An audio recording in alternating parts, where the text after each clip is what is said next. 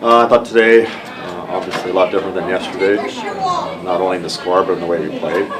I think that we were not ready to play from the start today, and obviously you do that against a team like Boston College. It is very, very difficult to try to figure it out during the game, and we never were able to recover. And it's a good lesson for especially our young players in this league that when you're not quite there mentally, I don't think we were terrible, but you have to be there mentally, and you have to be there physically, and you have to be there emotionally, and you've got to be focused. And early on in the game, we lost almost every battle that we went into, and we did not execute our systems, and we were not focused on our systems like we were the day before.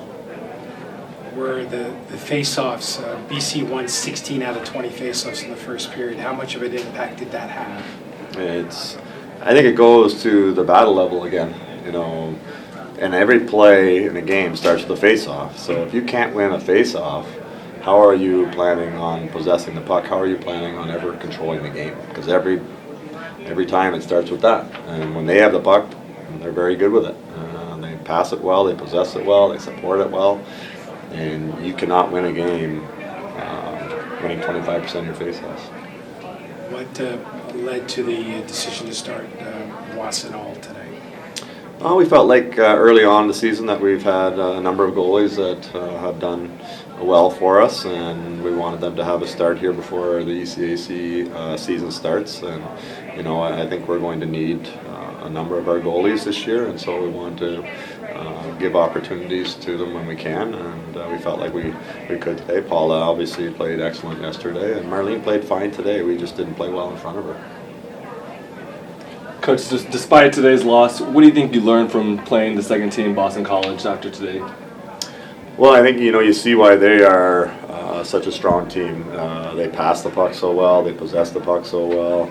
Obviously, they're very skilled and very fast, and that's something that that I talked to the team about. And not only that, their battle level was just higher than ours was today. They won, probably 80% of the battles, including the face-offs, like Kevin just mentioned. So there's that side of it, and then on our side of it, as I mentioned in the opening statement, is being ready right from the start and being ready to play right from the start. And you cannot afford to not be. It doesn't matter whether you're playing Boston College or pick whatever team in the NCAA you want to pick. You are not going to win at this level if you are not consistent in the effort and your willingness to commit to a total team game. Who do you think stood out, despite the loss? Who do you think stood out in order to maximize the potential gains from today? Well, I thought some of the freshmen that we haven't seen before, did a good job. Our freshman forwards were, for the most part, strong. They made some mistakes, but I think they worked hard and have done well. And on the back end, even though we did get beat, I felt like overall they were pretty strong, especially in our own end. I know it wasn't always the way we wanted it to be, but I wouldn't say that there was anybody that really stood out today, especially when you get beat like that. There's really nobody that really stands out to you. So I think just generally speaking, the team in its entirety needs to be more focused and ready. What things do you think the Boston College defense did? What do you think they did in order to make it so hard to score points today? Well, it's not just their defense; it's their forwards too. It's their speed. You might get a one-on-one with their defensemen, and they're very good defensively, but their forwards are also coming back so fast that they put a lot of pressure on the puck. So a lot of times when you have the puck, it's not just one player you're trying to beat; it's two. And their D-core from number 1 to number 6 is, a lot of their, if you want to call it the 5 and 6 defensemen on their team would be a 1 or 2 defensemen on every other team. So, so first of all, their defensemen skate unbelievably well. They are very fit and very strong, and they got size. And then on top of that, you got forwards that, are very fast and put a lot of pressure on the puck. And finally, what key things do you want to take away from today's loss that will help you improve at practice? Well, I think it's learning the lesson of sticking with the system, executing the system, being focused. Even when you're down some goals, you can't just decide that you're just going to go and play whatever way you want. You've got to play with your teammates. You've got to play within the framework that we set. And happened today was we got down a couple goals, and then everybody just decided they were just going to do whatever they want, and forgot about the fact that we have a system in place. And when one player decides they're going to do whatever they want, then another player does that, and everything falls apart. And, so being prepared to battle, being prepared at the start of the game is hugely important, regardless of who you play. Thank you. Coach, what were some differences you saw last night compared to today? Focus would be the big thing for me. I didn't see the focus there, and the compete level. Those two things. One, our systems. We saw players getting themselves in position yesterday and looking to execute what we asked them to do. Today was much more inconsistent than it was even from the very beginning of the game, even before we got down.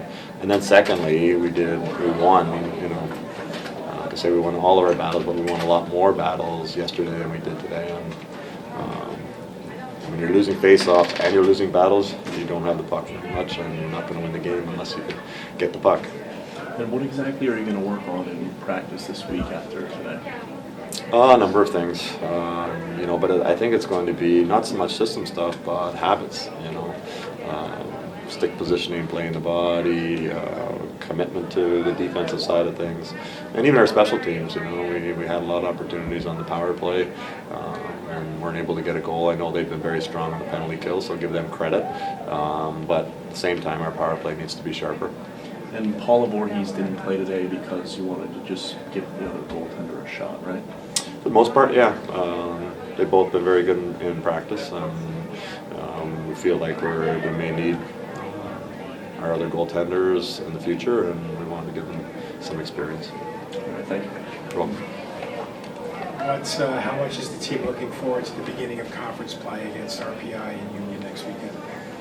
Well, I think right now they probably haven't thought too much about it. They're just trying to recover from this one. But it's the same thing I said to them today. Yesterday had a pretty good game. I thought we played pretty hard and played pretty consistent. But it was over yesterday, and you have to forget about that, and you got to move on to the start of this game. And I don't think they did. And now it's the same thing. It's the reverse. Now you got it taken to you, and you've got to forget about this game and move on to Monday. And whether you win, whether you lose, whether you play well or you don't play well, as an athlete, you've got to put that behind you, take some lessons from both, and move forward.